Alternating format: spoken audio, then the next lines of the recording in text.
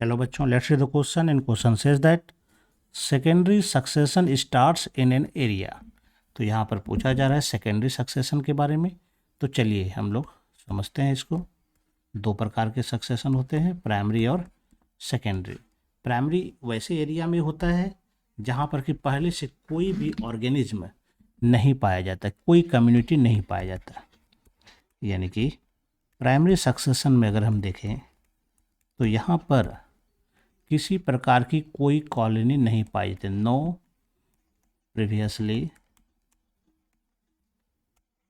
Existed community, कोई community नहीं पाया जाएगा। और इसके बनने में तब काफ़ी लंबा समय बनता है ना, क्योंकि यह वैसे एरिया में होता है जहाँ पर कि किसी प्रकार का कोई सॉइल नहीं रहता है, किसी प्रकार का कोई वेजिटेशन नहीं रहता है ना। तो ऐसे एरिया में होता है, इसलिए यह काफ़ी स्लो प्रोसेस होता है। लेकिन सेकेंडरी सक्सेशन में ऐसी बातें नहीं होती है। सेकेंडरी सक्सेशन जस्ट इसका अपोजिट चलता है ना। यानी कि अगर हम सेकेंडरी सक्सेशन को ले तो सेकेंडरी सक्सेशन वैसे एरिया में होता है जहाँ पर कि किसी प्रकार की कोई कम्युनिटी नहीं रहती है, नो कम्युनिटी, सॉरी यहाँ पर नो कम्युनिटी नहीं, यहाँ पर पहले से कोई कम्युनिटी मौजूद रहती है ना। यहाँ पर क्या होगा, कम्युनिटी एग्जिस्टेड प्रीवियसली, पहले से वहाँ पर कोई न कोई कम्युनिटी रहेगी, लेकिन यह कम्युनिटी क्या होता है, किसी कारण से नष्ट हो जाता है। यह कम्युनिटी क्या होता है, डिस्ट्रॉयड बाय एनी रीजन।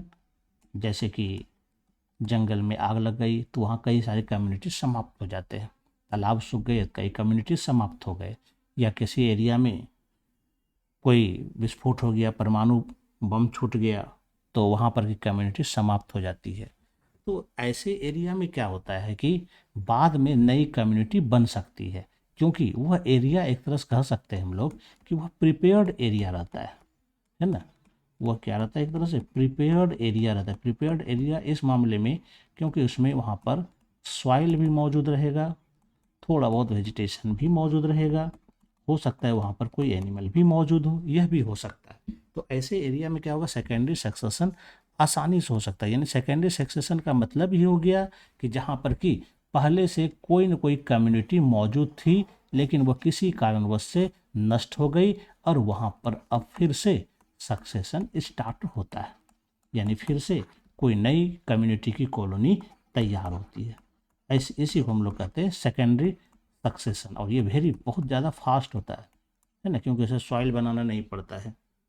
तो हम चलिए ऑप्शन देखते हैं कि कौन सा ऑप्शन इसमें से सही होगा। फर्स्ट में कहता है where no living organism ever existed. ये प्राइमरी सक्सेशन के लिए है ना, सेकेंडरी के लिए नहीं होगा, ये प्राइमरी के लिए होगा। यहाँ पर कि पहले से किसी प्रकार की कोई कम्युनिटी मौजूद नहीं रहती। तो ये हमारा आंसर नहीं होगा, क्योंकि सेकेंडरी सक्सेशन के लिए क्वेश्चन है।